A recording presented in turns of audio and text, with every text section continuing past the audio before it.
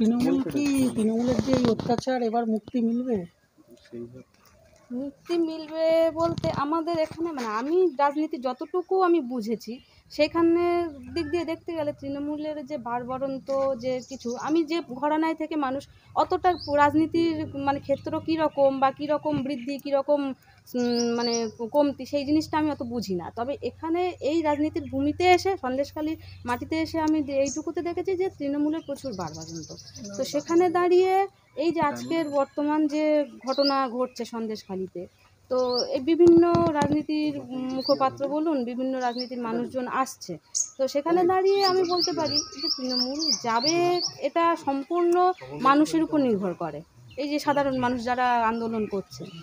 তবে এটুকু বলতে পারি যতটা না যাবে মানুষজন ভাবছে, আবার তার ঊর্ধ্বে যে বিজেপির যে দল সেটাকে ওরাই মানে নিয়ে আসছে, এখানে তৃণমূলই নিয়ে আসছে, এটুকুই বোঝা যাচ্ছে। কিভাবে বলতে আগে মোটামুটি এটা সিপিআইএম বা বামফ্রন্টের, এক কথায় বামফ্রন্ট বলা যায়, বামফ্রন্টের হচ্ছে মানে মাটি বলা যায় সন্দেশখালি।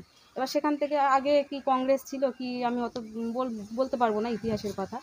তো সেই বর্তমানে এক বামফ্রন্ট, বিজেপি আর তৃণমূল এই তিনটে পার্টির মানে ধারণা আমার আছে। তো সেখান থেকে দেখতে গেলে মানে তৃণমূল বিজেপিকেই নিয়ে আসছে এখানে, যদি তৃণমূল যায় বিজেপি মানে উঠে আসবে এরকম একটা পরিস্থিতিতে বোঝা যায়। মানে আপনারা এটা ফিল করেন যে তৃণমূল চায় যে তৃণমূল সরে গেলে বিজেপি আসুক। কিন্তু সন্দেশখালি তো বামফ্রন্টের লাল ঝান্ডার শক্তিশালী ঘাঁটি ছিল। তা এই যে একটা জনরোষ বা এই যে মানুষ তেভাগা আন্দোলনের পীঠস্থান সন্দেশখালি, সেটা আমরা তো আমি এখন ইতিহাসের পাতায় যেগুলো পড়েছে সেটা আমি এখানে এসে সেইগুলো আমি দেখছি চোখে, যে প্রত্যক্ষভাবে দেখছি তেভাগা আন্দোলন এখানে হয়েছিল। হ্যাঁ, বেরমজুরি হয়েছিল, তোমার ঠাকুরদা তা ওনারাই করেছিলেন ওখানে।